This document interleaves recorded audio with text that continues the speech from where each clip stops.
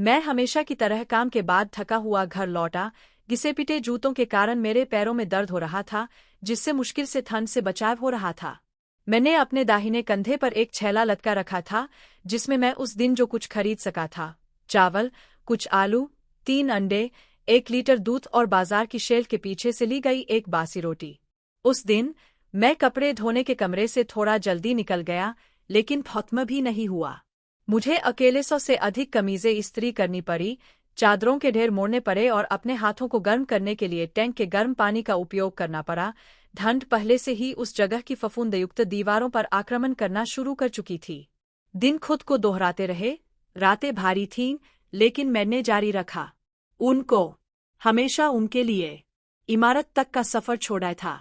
मैंने बिना किसी की ओर देखे सिर झुकाकर कुछ सड़कें पार कीं। कभी कभी वह दरबान को देख लेता तो हाथ हिलाता, अन्य समय में मुझमें हाथ उठाने की भी ताकत नहीं होती थी। मैं 2 मंजिलें ऐसे चढ़ी जैसे हर कदम मेरी पीठ पर वर्षों का एक और बोझ हो। मुझे अपने शरीर और अपने जीवन का भार महसूस हुआ। जब मैं दरवाजे के पास पहुंचा तो मैंने हमेशा की तरह उसे चाबी से खोलने की कोशिश की, लेकिन वह नहीं आई। मैंने फिर कोशिश की, कुछ नहीं।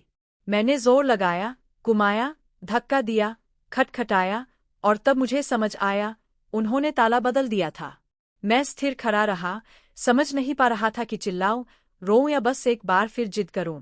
मैंने कुछ घबराहट के साथ अपनी उंगलियां लकड़ी पर रखीं और हल्के से ठपठपाया। मैंने इंतजार किया। अंदर से कोई आवाज नहीं। मैंने और अधिक प्रयास किया। मैंने उपस्थिति के किसी संकेत के लिए दालान की खिड़की से बाहर देखा। रोशनी जल रही है, ताजे पके भोजन की खुशबू, मेरी पोती की हंसी की आवाज, हर चीज ने संकेत दिया कि घर अपनी लय का पालन कर रहा था, मुझे छोड़कर। मैंने फिर से प्रहार किया, इस बार और अधिक ताकत से। मैंने कदमों की आहट सुनी, पर्दे के पीछे एक छाया।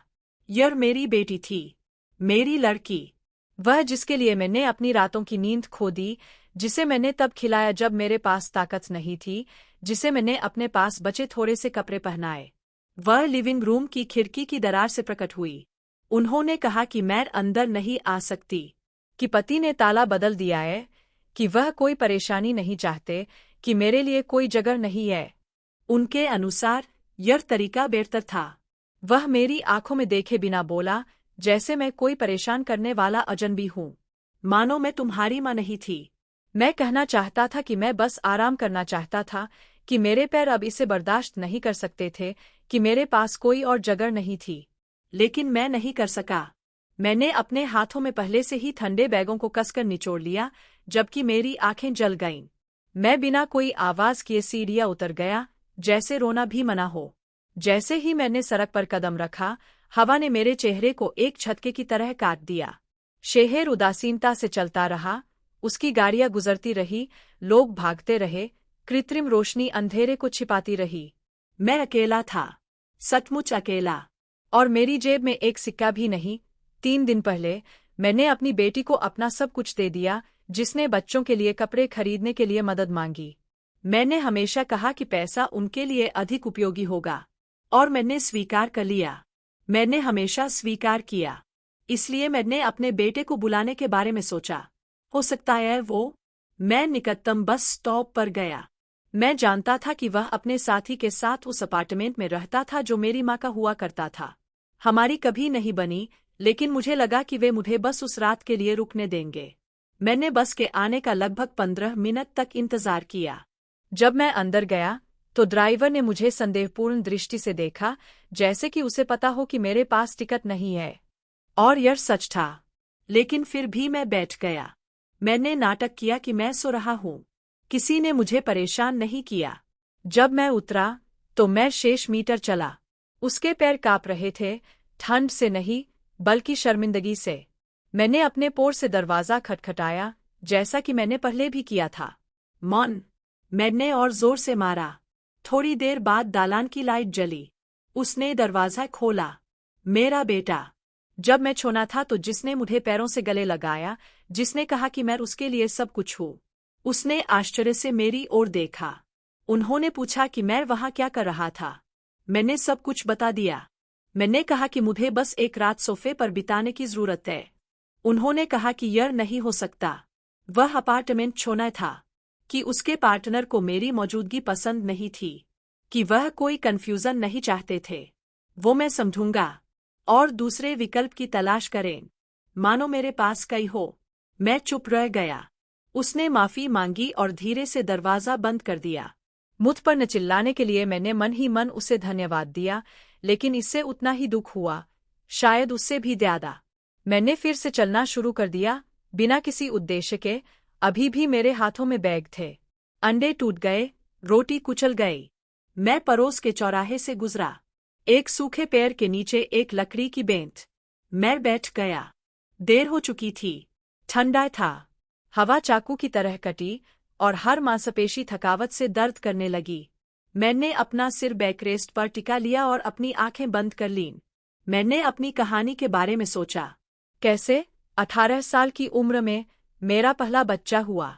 एक खूबसूरत बच्चा जिसे मैं पाल नहीं सकती थी। प्यार की कमी के लिए नहीं, बल्कि बाकी सब चीजों की कमी के लिए। घर, समर्थन, ऊर्जा।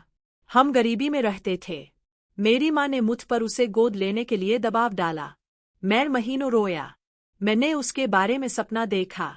मैं घरों की सफाई करते समय फुसफुसा कर बातें करता था। मुझे आश्चर्य हुआ कि क्या एक दिन वह मुझे माफ कर देगा। 25 साल की उम्र में मेरी शादी हो गई। मेरे 2 और बच्चे थे। ऐसा लग रहा था जैसे जीवन बेहतर होने जा रहा है। लेकिन उनके पिता चले गए। उसे किसी और से प्यार हो गया। उन्होंने हमें बिना पेंशन, बिना स्पष्टीकरण के छोड़ दिया। तब से मैंने दिन रात काम किया है। प्रत्येक पैसा उन्हें शिक्षित करने, उन्हें कपड़े पहनाने, उन्हें खिलाने में खर्च किया गया। मेरे लिए कुछ भी नहीं था। मैं कभी अपने लिए नहीं जीता। और अब उसके पास रहने के लिए कोई जगह नहीं थी। मैंने अपने आप को यथासंभव सर्वोत्तम तरीके से समायोजित किया।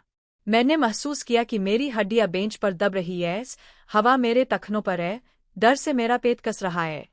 मैंने हारकर अपनी आंखें बंद कर ली, थकान के कारण नहीं, बल्कि अस्वीकृति के दर्द के कारण। मैं वहीं सो गया, यह नहीं जानता था कि अगला दिन सब कुछ बदल देगा। सूरज ने मुझे धीरे से जगाया, मानो वह मुझे चोट नहीं पहुंचाना चाहता हो। मैंने धीरे से अपनी आंखें खोली। उनके शरीर के हर हिस्से में दर्द था। ऐसा लग रहा था जैसे खंड मेरे अंदर बस गई हो। मेरे कपड़े गीले थे और मेरी गर्दन इतनी अकड़ गई थी कि मैं मुश्किल से करवट ले पा रही थी। बेंच अभी भी वही थी, सख्त और उदासीन। 2 कबूतर टुकड़ों की प्रतीक्षा में मेरे पैरों के पास मंडरा रहे थे। लेकिन मेरे पास कुछ भी नहीं था, न रोटी, न स्नेह, न ताकत। मैं प्रयास करके खड़ा हुआ, बैग मेरी तरफ थे। दूध का डिब्बा फट गया था, जिससे सब कुछ भीग गया। चावल अंदर फैल गया। मुझे भूख तो लगी थी, लेकिन शर्मिंदगी ज्यादा थी। मैंने जितना हो सके अपने आप को साफ किया, अपने बालों को अपने हाथों से सीधा किया, इंसान दिखने की कोशिश की। मुझे नहीं पता था कि अभी भी सुबह के 6 बजे थे या 8 बजे थे। मुझे बस इतना पता था कि कोई मेरा इंतजार नहीं कर रहा था, कि मुफ्त कॉफी नहीं मिलेगी। इससे पहले कि कोई मुझे सार्वजनिक बेंच पर सोने के लिए रिपोर्ट करे, मुझे वहां से चले जाना चाहिए। और मैंने एक बार फिर अपने बेटे के बारे में सोचा। शायद यह थकान थी, शायद एक कठिन रात, या शायद अगर मैंने दोबारा फोन किया, अगर मैंने बेहतर तरीके से समझाया, अगर उसे याद आया कि मैं कौन था, कि मैं तुम्हारी माँ थी। मैंने उसे जीवनदान दिया। मैंने इसे अकेले बनाया है। मैं हमेशा वहाँ था, बुखार के दौरान, स्कूल के काम के दौरान, निराशाओं के दौरान और बाकी सभी द्वारा भूले हुए जन्मदिनों के दौरान। मैं सार्वजनिक बेंच पर अपनी हड्डियों के सख्त होने के साथ उठा और मुझे उस रात की याद आ गई जब मैं सोया नहीं था। मैं उठा, अपने अस्तव्यस्त कपड़े उतारे और एक दुकान ढूंढने गया जहां मैं अपने बचे हुए आखिरी सिक्कों से अपना सेल फोन रिचार्ज कर सकूं। मैं पड़ोस की उन छोटी दुकानों में से एक में गया जहां से सस्ते डिटर्जेंट और बासी ब्रेड जैसी गंध आ रही थी। परिचारक ने मेरी ओर ऐसे देखा मानो वह एक असहज व्यक्ति को देख रहा हो, कोई ऐसा व्यक्ति जिसने स्वीकार्यता की सीमा पार कर ली हो। मैंने न्यूनतम रिफिल के लिए कहा। उसने वही किया जो मैंने पूछा, बिना कुछ कहे। मैं वहां से चला गया और उसका नंबर डायल किया। मेरे हाथ कांप रहे थे। तीसरी घंटी पर मैंने उसकी आवाज सुनी, उनींदा, चिड़चिड़ा, अजीब। मैंने कहा कि यार मैं था उसकी माँ। कि उसने रात सड़क पर बिताई थी, कि उसे मदद की जरूरत है। बस एक दिन, स्नान, सोफा, मौन। तब उन्होंने कहा कि यह अच्छा समय नहीं है, कि उसका पार्टनर वहां मेरे साथ सहज महसूस नहीं करता था, कि स्थिति नाजुक थी, कि जगह छोटी थी। उसे आशय थी कि मैं समझूंगा। मेरी समझ में नहीं आया। मैं बस इतना जानता था कि मुझे कहीं नहीं जाना है। मैंने हॉस्टल के लिए पैसे मांगे। उन्होंने कहा कि वह नहीं कर सकते, कि चोट लगी, कि उसे खरीद है, कि वह कुछ नहीं कर सकता था। उसने धीमी आवाज में फोन रख दिया। मैं रोया नहीं। मेरे आंसू नहीं थे। आपकी छाती के अंदर बस एक सूखा छेद। मैंने एक पुराने मित्र की तलाश के बारे में सोचा, लेकिन हमने वर्षों से बात नहीं की थी। और मित्रता, जब आप गहराई में होते हैं, भूत बन जाते हैं। हर एक अपनी समस्याओं, अपने परिवार, अपनी भागदौड़ के साथ। और अब मैं एक उपद्रव था। एक बोझ। एक लक्ष्यहीन बुआई औरत। मैं लक्ष्यहीन होकर परिचित सड़कों को पार करते हुए चल रहा था, जो उस सुबह अजीब लग रही थीं।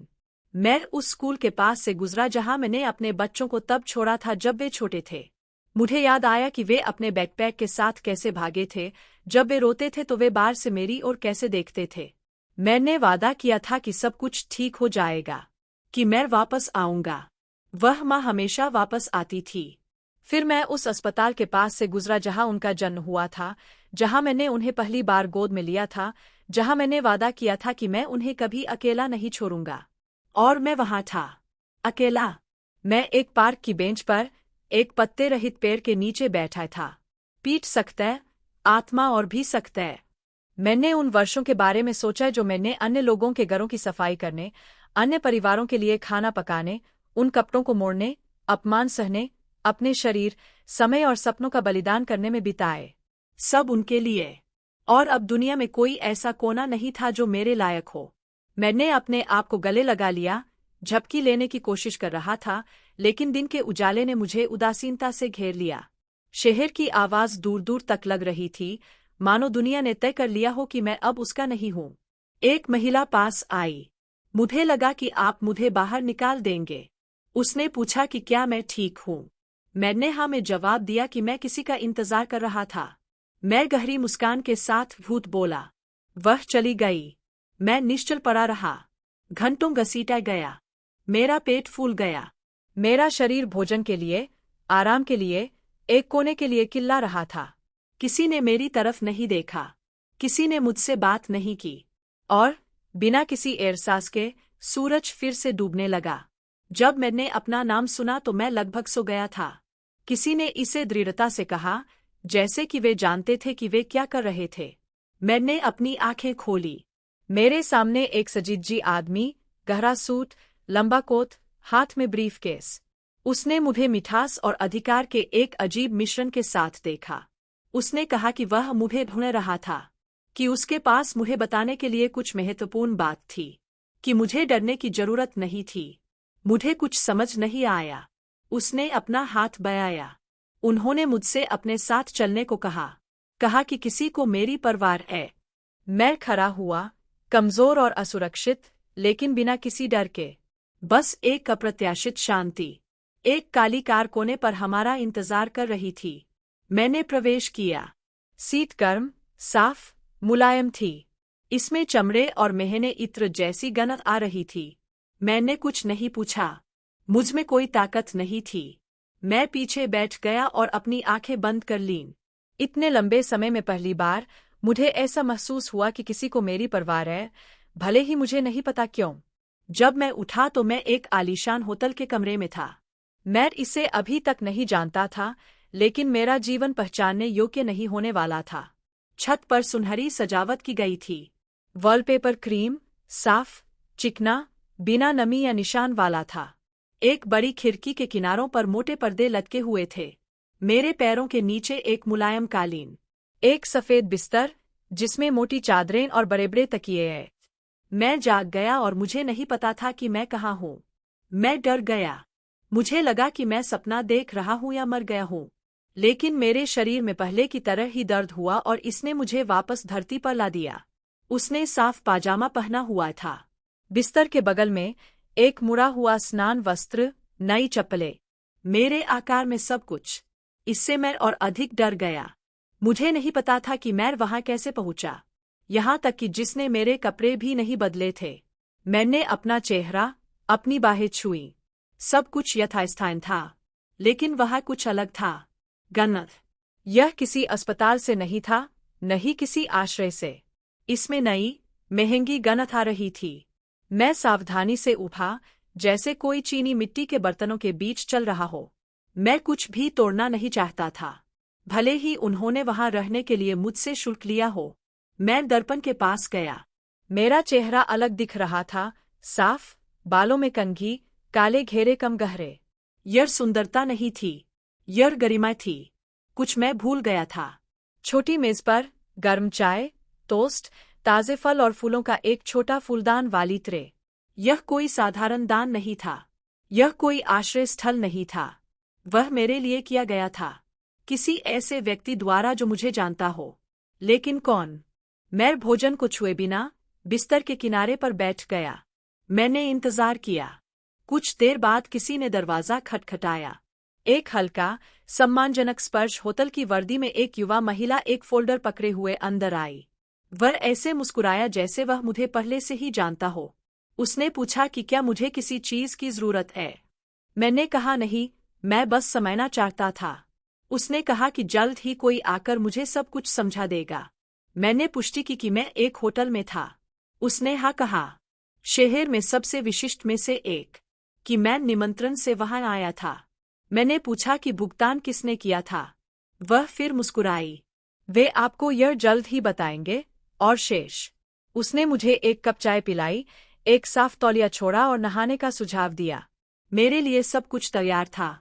मैं बाथरूम में गया और शर्म के मारे अपने कपड़े उतार दिए। गर्म पानी मुझ पर उपहार की तरह गिरा। मैंने अपनी आंखें बंद कर ली। मैं चुपचाप रोया। यह दुर्ग नहीं था, यह राहत थी। कुछ भी समझ नहीं आ रहा था और साथ ही ये भी पता चल रहा था कि आखिरकार कोई मेरी देखभाल कर रहा है। मैंने अपने लिए छोड़े गए कपड़े पहन लिए। वे नए, सरल, आरामदायक थे। मैं बिस्तर पर बैठ गया और धीरे धीरे रोटी का एक टुकड़ा खाया, जैसे कोई नई चीज का स्वाद ले रहा हो। यह कोई ऐसी चीज नहीं थी जिसके लिए मैंने विनती की थी। कोई अधिशेष नहीं था। यह मेरे लिए बनाया गया था। थोड़ी देर बाद दरवाजा खुला।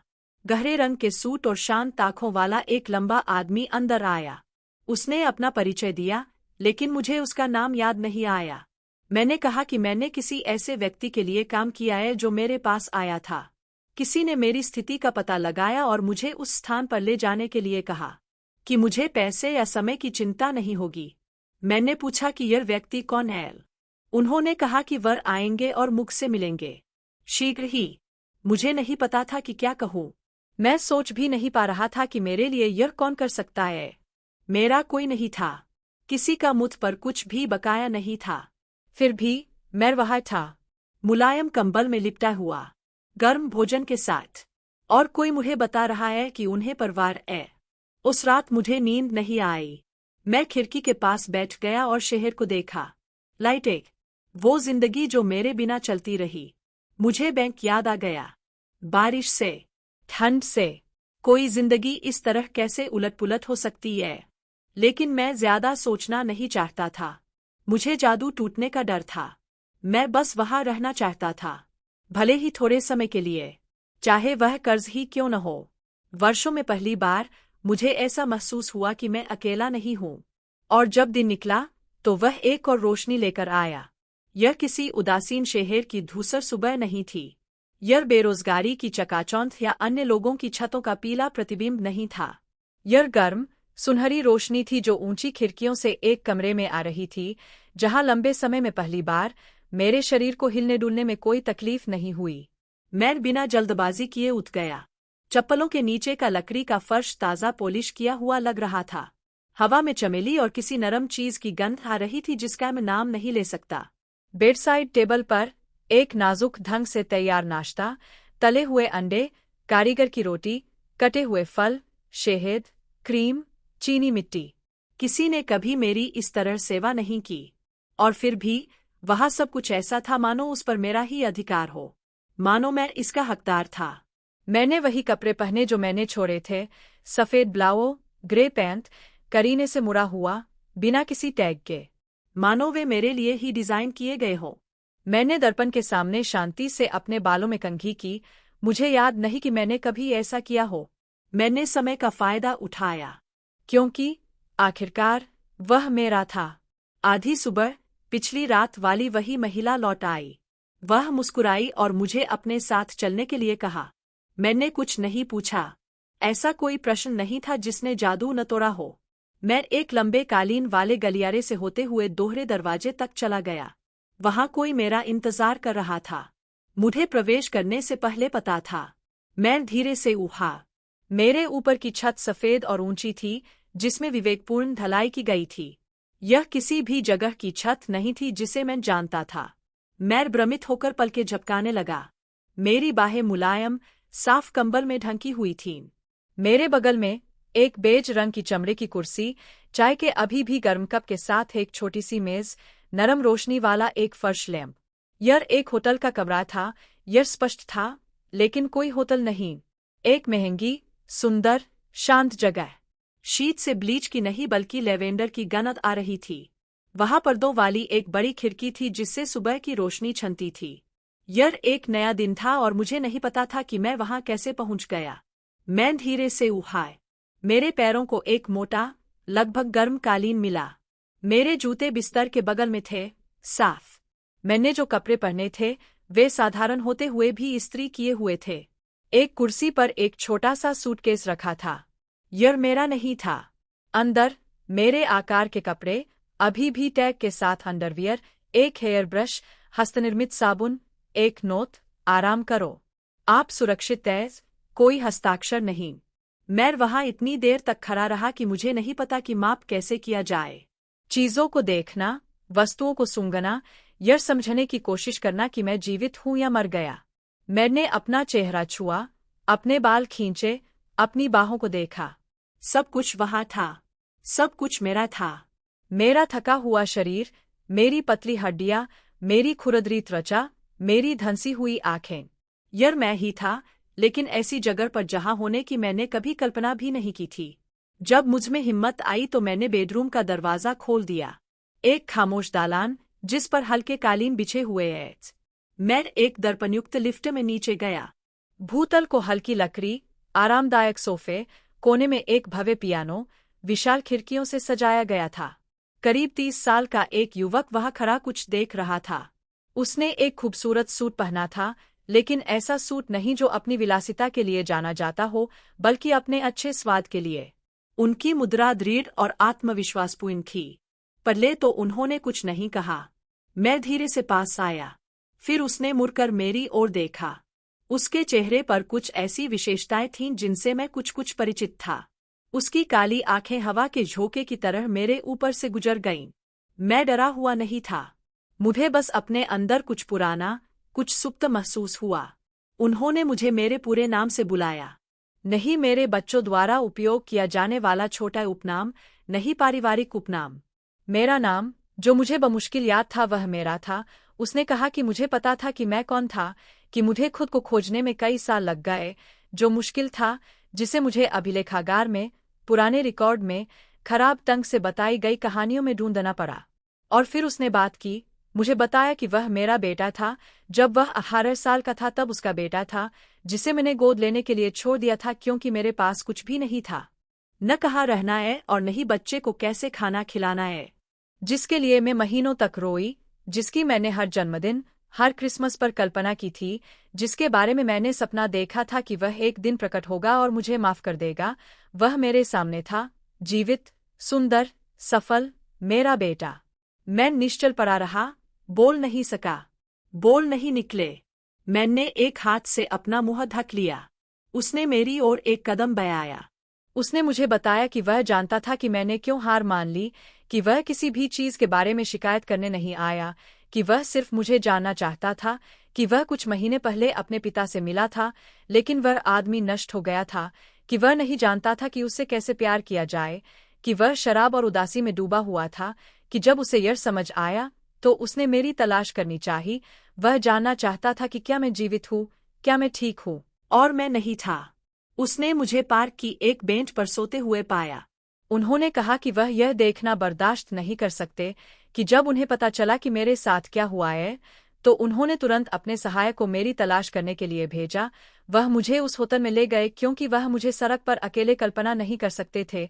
इससे कोई फर्क नहीं पड़ता कि पहले क्या हुआ था, अब मैं वहां था। मैं इसे और बर्दाश्त नहीं कर सका। मैं रोया। मैं ऐसे रोया जैसे मैं बचपन से नहीं रोया था। मैंने अपना चेहरा दोनों हाथों से ढक लिया। अगर उसने मुझे देखा तो मुझे कोई परवाह नहीं थी। मुझे बिल्कुल भी परवाह नहीं थी। मैं बस रो रहा था। मेरे शरीर के हर कोने से आंसू गिरे, पुराने आंसू, बरकरार और भारी।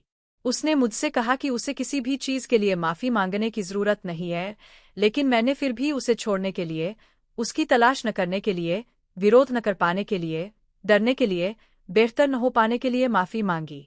उसने मेरा हाथ थाम लिया, मुझसे कहा कि वह समझ गया है कि 18 साल की उम्र में तुम्हें कुछ भी नहीं पता, कि उसने मुझे पाया है, उसने मेरे जीवन की जांच की है। मुझे पता था कि मैंने अपने बाकी बच्चों को अकेले कैसे पाला है। मैं जानता था कि उसके पिता ने मुझे छोड़ दिया है। मैं जानता था कि मैंने अथक परिश्रम किया है। मैं जानता था कि मेरे पास कुछ नहीं बचा है। उसने मुझे बताया कि वह मुझे जज करने के लिए वहां नहीं था। वह वहां था क्योंकि वह मुझे देखना चाहता था, क्योंकि वह मुझे गले लगाना चाहता था। और उसने ऐसा किया। उसने मुझे गले लगा लिया। उसका शरीर मजबूत था, लंबा था, लेकिन उसने मुझे ऐसे पकड़ रखा था जैसे मैं कोई नाजुक चीज हूं। और उस आलिंगन में मुझे लगा कि एक घाव जो 20 वर्षों से खुला था, वह बंद हो रहा है।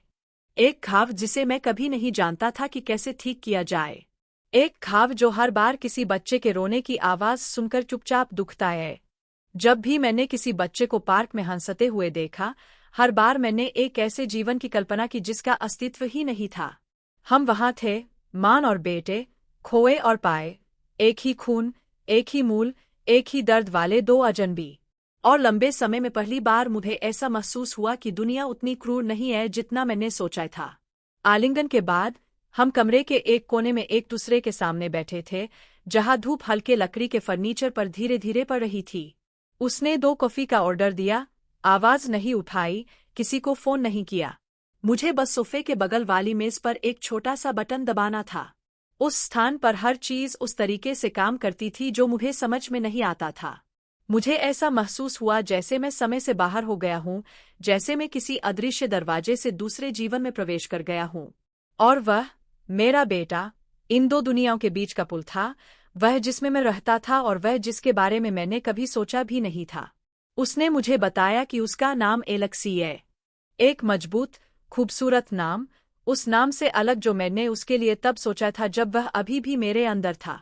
मैंने कभी किसी को बताया नहीं, लेकिन दिल में मैं उन्हें अपने दादा की तरह मीसा कहती थी।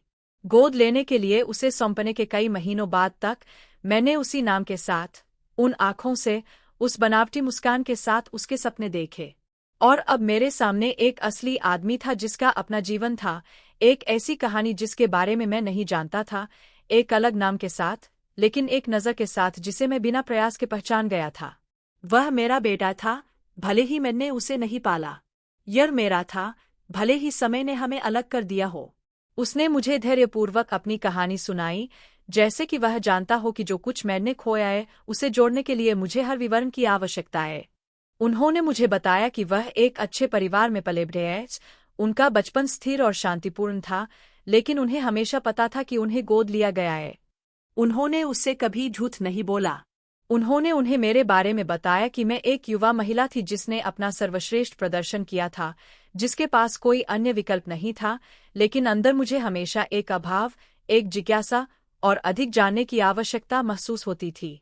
जब वह 20 साल का हुआ तो उसने मुझे ढूंढना शुरू कर दिया। सबसे पहले उन्होंने अपने जैविक पिता की तलाश की। उन्होंने इसे एक छोटे शहर में, खराब हालत में पाया। एक पराजित, शराबी आदमी जिसका कोई घर या उद्देश्य नहीं है।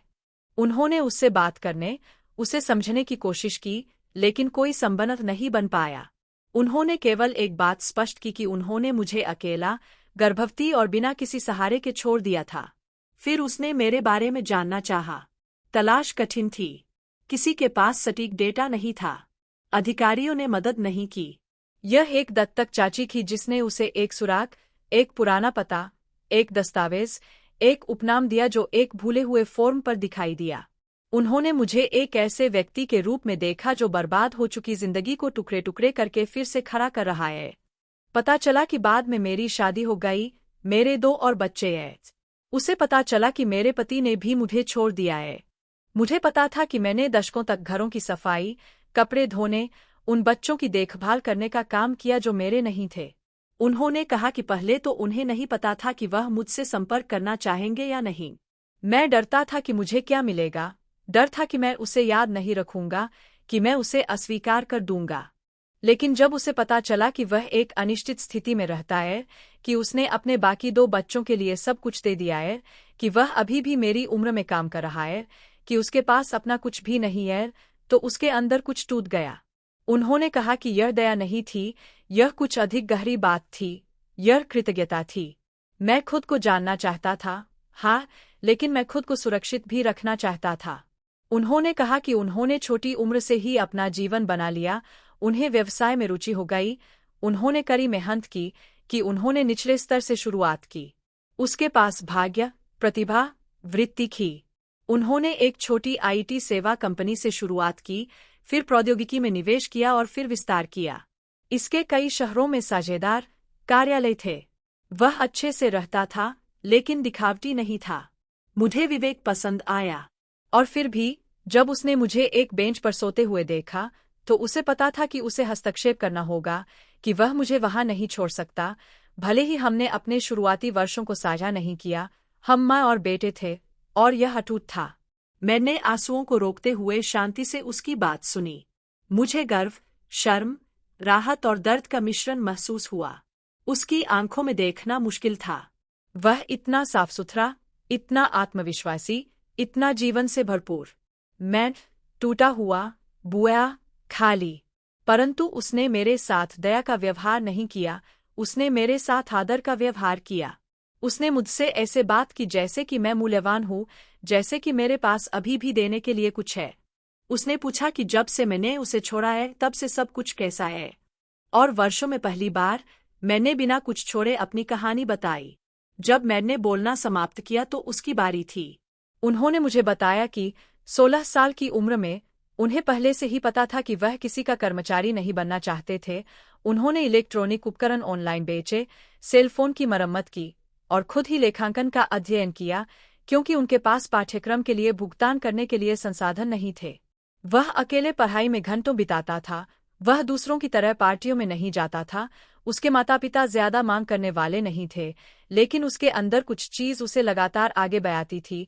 कुछ ऐसा था जिसे वह समझा नहीं सकता था, लेकिन बाद में उसे जीवित रहने की इच्छा समझ में आई। 24 साल की उम्र में उनकी पहली कानूनी रूप से पंजीकृत कंपनी पहले से ही थी। मैं यह सब देखकर अभिभूत महसूस कर रहा था। उन्होंने अथक परिश्रम किया, रातों की नींद हराम की, निराशाजनक बैठकों और दर्दनाक नुकसान का सामना किया, लेकिन उन्होंने सीखा। उन्होंने बातचीत करना, टीम बनाना, लोगों की व्याख्या करना सीखा। उनमें तीव्र प्रवृत्ति थी। वह बुद्धिमान लोगों से घिरा हुआ था, वह जानता था कि कैसे सुनना है। यह धीरे धीरे बढ़ता गया, लेकिन बिना रुके। 30 साल की उम्र में वह पहले से ही जाना जाता था। मैं प्रसिद्धि की तलाश में नहीं था, लेकिन यह स्वाभाविक रूप से आई। उनके साझेदार उनका सम्मान करते थे, उनके कर्मचारी उनका आदर करते थे। वह युवा था, लेकिन किसी ने भी उसे ऐसे व्यक्ति के रूप में नहीं देखा जो अभी भी सुधार कर रहा था। उन्होंने कड़ी मेहनत से ये मुकाम हासिल किया। कोई विरासत या गॉड पेरेंट्स नहीं थे, उसे कुछ नहीं दिया गया। अनुशासन और शांत संकल्प से सब कुछ हासिल किया गया। जब उसने मुझे ढूंढना शुरू किया, तो यह भावनात्मक जरूरत के कारण था, लेकिन जब उसने मुझे पाया, तो उसे एहसास हुआ कि यह सिर्फ एक व्यक्तिगत कहानी नहीं थी। वह समझ गया था कि जितना उसके जीवन का अन्य लोगों ने ध्यान रखा है, उसकी उत्पत्ति मुझ में है। यह उसका गर्भपात न करने के मेरे निर्णय से, उसे जीवन देने के मेरे कार्य से, और उसे दूसरों के हाथों में छोड़ने की मेरी प्रवृत्ति से आया ताकि उसे एक मौका मिले। यह बात उन्होंने मुझसे 2 टूक कह दी। वह जो कुछ भी था वह मेरे कारण ही था, भले ही पारंपरिक अर्थों में मैं उसकी माँ नहीं थी।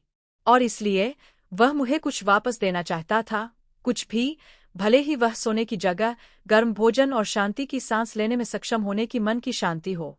मुझे नहीं पता था कि क्या कहूँ। मैं उस सब के योग्य महसूस नहीं कर रहा था। मैंने उससे कहा कि मैं नहीं चाहता कि उसे ऐसा महसूस हो कि उस पर मेरा कर्ज बकाया है। उन्होंने अपना सिर हिलाया और मुझसे कहा कि यह कोई ऋण नहीं है, बल्कि एक उपाधि है, और उपाधियों पर बातचीत नहीं की जा सकती, वे सम्मानित हैं। हम तब तक बातें करते रहे जब तक दिन से रात नहीं हो गई। हमने कमरे में रात का खाना ऑर्डर किया। उसने अपनी धीमी आवाज में 2 साधारण व्यंजन का ऑर्डर दिया। उन्होंने मुझे एक मेहमान की तरह नहीं, बल्कि एक माँ की तरह महसूस कराया, और लंबे समय में पहली बार मैंने बिना जल्दबाजी किए, मानसिक रूप से लागतों की गणना किए बिना खाया। मैंने ऐसे खाया जैसे यह स्वाभाविक हो, क्योंकि उसने मुझे ऐसे देखा जैसे मैं कोई ऐसा व्यक्ति हूं जो इसका हकदार था। जब हमारा काम खत्म हो गया तो उसने मुझे मेरे कमरे तक चलने की पेशकश की। हम चुपचाप गलियारे में चले गए और अलविदा कहने से पहले उसने मेरा हाथ पकड़ लिया। उसने मुझसे कहा कि भविष्य अलग होगा, कि मुझे पार्क की बेंच पर वापस जाने की जरूरत नहीं होगी, कि वह मुझे कुछ भी करने के लिए मजबूर नहीं करेगा, लेकिन वह मेरे करीब रहने के लिए दृढ़ था। मैंने उससे हाथ मिलाया। मेरे पास शब्द नहीं थे। मुझे बस कुछ ऐसा महसूस हुआ जो मैंने लंबे समय से महसूस नहीं किया था। शांति। मैं उस रात बिना किसी डर के, बिना किसी झटके के, बिना उस अंधेरे विचार के सो गया जिसने मुझे अपने जीवन पर नियंत्रण खोने के बाद से पीड़ा दी थी। मुझे लगा जैसे कुछ ठीक हो गया है, और हालांकि आगे का रास्ता अभी भी अनिश्चितता से भरा था, कम से कम मैं अब अकेला नहीं था। मैं सुबह जल्दी उठ गया, सुबह होने से पहले, बिना किसी सदमे या पीड़ा के। वर्षों में पहली बार जब मैं खड़ा हुआ तो मेरी पीठ में दर्द नहीं हुआ। बिस्तर आरामदायक था, लेकिन इतना ही नहीं। मैं शांति से सोया, जो मेरे लिए कुछ नया था। मैं पल भर के लिए बिस्तर के किनारे पर बैठ गया, अपने घुटनों पर हाथ रखकर, बिना किसी डर के शांति को महसूस कर रहा था। बाहर शहर में हलचल होने लगी थी। सड़कें अभी भी अंधेरी थीं, आवाजें फीकी, लगभग दूर तक थीं। ऐसा लगा जैसे दुनिया मुझे छुट्टी दे रही है। मैंने धीरे धीरे स्नान किया, गर्म पानी मेरे थके हुए शरीर पर आलिंगन की तरह गिर रहा था। मैंने कुर्सी पर करीने से मुड़े हुए कपड़ों का एक नया सेट पहन लिया। हर चीज मेरे अनुकूल थी। कुछ भी तंग नहीं था, कुछ भी नहीं बचा था।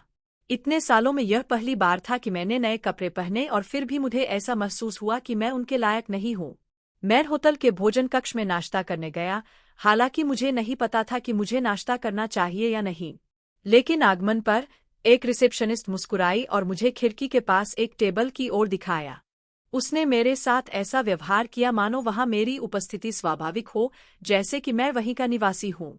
नाश्ता एक वास्तविक दावत थी। ताज़ी कॉफी, गर्म ब्रेड, मक्खन, ताज़े फल और तैयार अंडे। मैंने अपने आसपास के लोगों को देखते हुए धीरे धीरे खाना खाया। उनमें से कोई भी मेरी कहानी नहीं जानता था। कोई सोच भी नहीं सकता था कि अभी 2 रात पहले मैं अपने पैरों के पास एक फटा हुआ बैग रचकर पार्क की बेंच पर सो रहा था।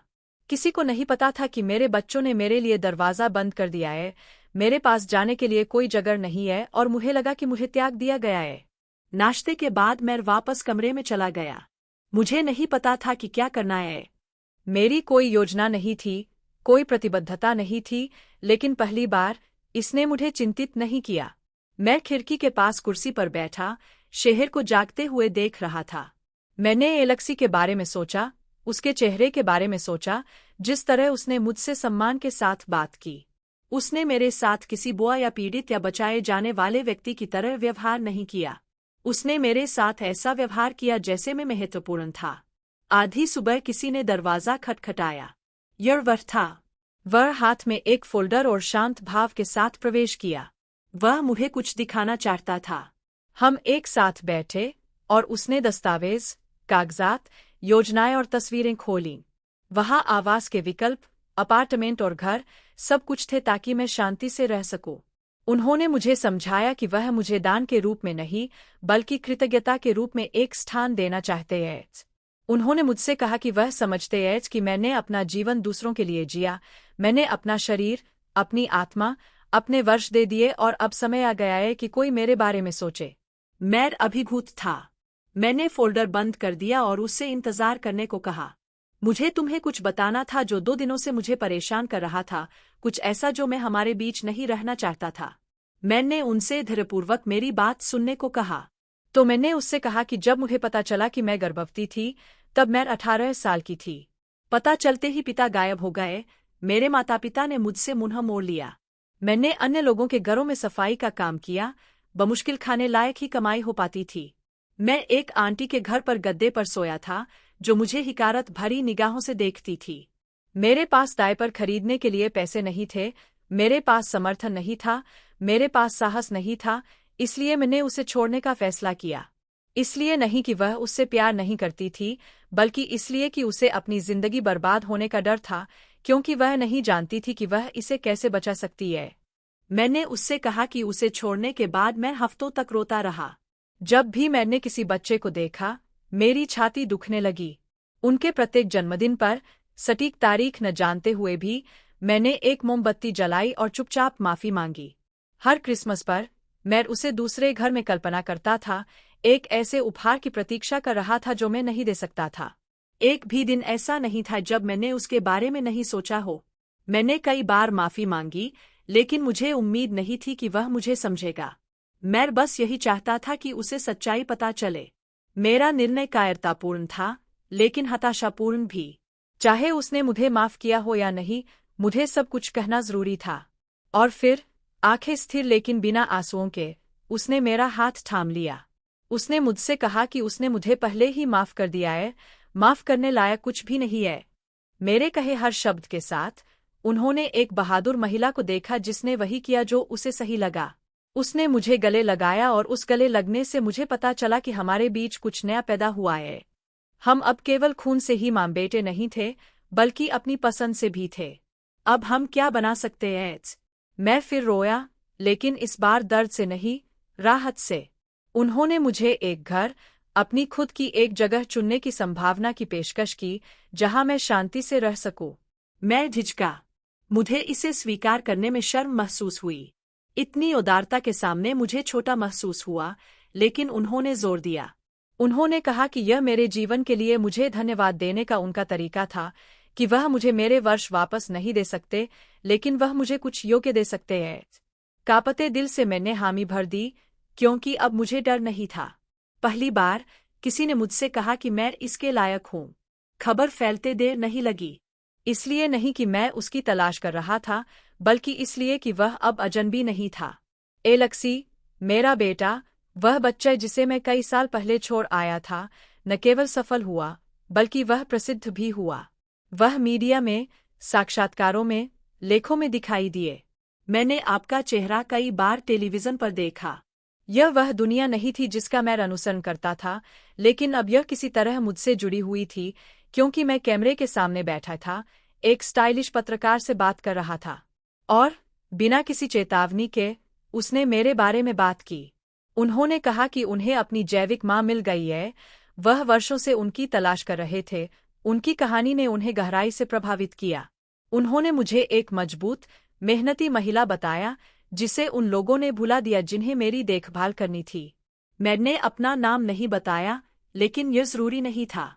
उन्होंने ऐसे शब्दों का प्रयोग किया जो केवल वे लोग ही समझ सकते थे जो उनके जैसे मुझे जानते थे। और मैंने बस एक बार फिर रोया। अब मेरे चेहरे पर मुस्कान है।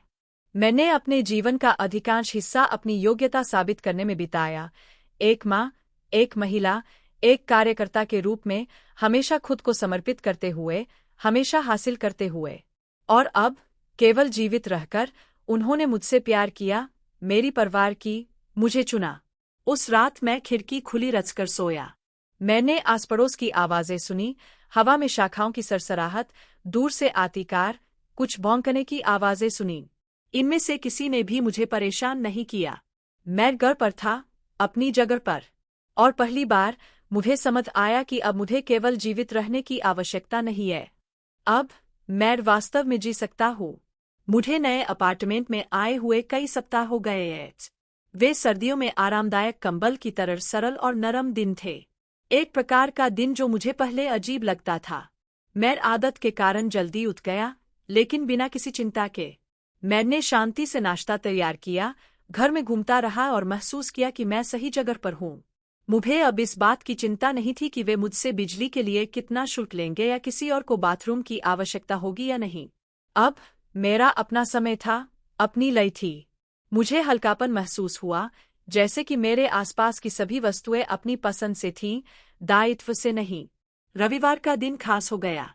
एलेक्सी मुझसे मिलने आया, हमेशा कुछ न कुछ लेकर आया। ताज़ी रोटी, मुलायम फूल, एक किताब जिसे उसने सोचा था कि मैं पसंद करूंगा। हमने साथ में खाना खाया, इत्मीनान से बातें की और कभी-कभी मैंने कुछ तैयार किया। उन्होंने अपनी यात्राओं के दौरान सीखे गए व्यंजन बनाने का आनंद लिया। मुझे उसे अपनी रसोई में देखकर बहुत अच्छा लगा, जैसे वह उसका अपना हो। उन्होंने मेरे स्थान पर आक्रमण किए बिना मुझे अपने साथ होने का एहसास कराया। मैं जानता था कि कब चुप रहना है, कब पूछना है, कब बस वही रहना है। एक रविवार की दोपहर को उसने मुझसे कहा कि वह मेरे अन्य बच्चों को रात के खाने पर आमंत्रित करना चाहता है। उसने सोचा कि यह पुराने घावों को भरने, एक परिवार के रूप में बात करने का समय है। उसने मुझे ध्यान से देखा, मानो उसे डर हो कि इस प्रस्ताव से मुझे ठेस पहुंचेगी। मैंने हाँ कहा कि अब मेरे मन में कोई नाराजगी नहीं है, कि मैं सिर्फ शांति चाहता हूँ। मुझे किसी स्पष्टीकरण की आवश्यकता नहीं थी, बस उनकी उपस्थिति थी। तो हम दोनों ने रात का खाना खाया, हमने सावधानी से टेबल लगाई, हमने शराब की एक बोतल खरीदी। मैंने अपने पसंदीदा व्यंजन तैयार किए, सब्जियों के साथ चावल, भुना हुआ चिकन, सेब पाई। रात 8 बजे दरवाजे की घंटी बजी। मेरी बेटी बच्चों का हाथ पकड़कर उनका नेतृत्व करते हुए सबसे पहले दाखिल हुई। उसने चुपचाप मुझे गले लगा लिया। यह असहज महसूस हुआ, लेकिन दूर का नहीं। घर के बने खाने की खुशबू से खुश होकर बच्चे नैपकिन संभालने में मदद करते हुए रसोई में भाग गए। जल्द ही मेरा सबसे छोटा बेटा अपने साथी के साथ आ गया। वह अधिक दूर था, लेकिन सम्मानजनक था। उसने गाल पर चुंबन के साथ मेरा स्वागत किया। उन्होंने टिप्पणी की कि अपार्टमेंट अच्छा था। मैं सहजता से मुस्कुराया। रात्रिभोग शांतिपूर्ण था। हमने मौसम के बारे में, फिल्म स्कूल के बारे में बात की। किसी ने अतीत का जिक्र नहीं किया, किसी ने उस रात को सामने नहीं लाया जब उन्होंने मुझे अकेला छोड़ दिया। यह आवश्यक नहीं था। खामोशी अपने आप बोलती थी, और मुझे अब किसी और चीज की जरूरत नहीं थी। उनकी उपस्थिति, उनका रूप, यह तथ्य कि उन्होंने मुझे अपनी मां होते हुए भी जीवित देखा था। एलेक्सी हम सभी के बीच अदृश्य पुल था। उन्होंने कुछ भी जबरदस्ती नहीं की, उन्होंने खुद को थोपा नहीं, लेकिन उनकी उपस्थिति ने वातावरण में व्यवस्था ला दी। हर कोई यह समझ रहा था कि उसने तब मेरा समर्थन किया जब कोई नहीं कर सकता था, जैसे कि किसी तरह से उसने उन्हें याद दिलाया कि मैं एक आकृति से कहीं अधिक थी, कि मैं एक महिला थी, एक व्यक्ति थी, एक कहानी के साथ, एक नाम के साथ, गावों के साथ। रात के अंत में मेरी बेटी ने बर्तन धोने में मेरी मदद की। उसने मुझे बताया कि वह स्कूल वापस जाने के बारे में सोच रही थी, कि वह काम करना चाहती थी, कि वह अब अपने पति पर निर्भर रहना सहज महसूस नहीं करती थी। मैंने उनकी बात एक माँ के रूप में नहीं, बल्कि एक महिला के रूप में सुनी जो जानती है कि गिराए जाने के बाद उठना कैसा होता है। उसने मुझसे कहा कि वह मेरी प्रशंसा करती है, कि अब वह सब कुछ समझती है जो मैंने उनके लिए किया था। मुझे नहीं पता था कि कैसे प्रतिक्रिया दूं, इसलिए मैंने उसे गले लगाया, शब्दों के कारण नहीं, बल्कि उस चुप्पी के कारण जो बोलती थी। मेरे सबसे छोटे बेटे ने मुझसे पूछा कि क्या मुझे किसी चीज की जरूरत है। मैंने उत्तर दिया नहीं। उन्होंने पूछा कि मुझे क्या खुशी है अगर मैं ठीक हूँ। यह कोई कड़वा धन्यवाद नहीं था, यह कुछ वास्तविक था, क्योंकि एक बार के लिए यह सच था। जब वे चले गए तो घर में सन्नाटा छा गया। एलेक्सी ने बचा हुआ खाना हटाने में मेरी मदद की। उन्होंने कहा कि यह एक अच्छी रात थी। कभी कभी परिवारों को एक दूसरे से प्यार करने के नए तरीके खोजने के लिए गड़बड़ करने की जरूरत होती है।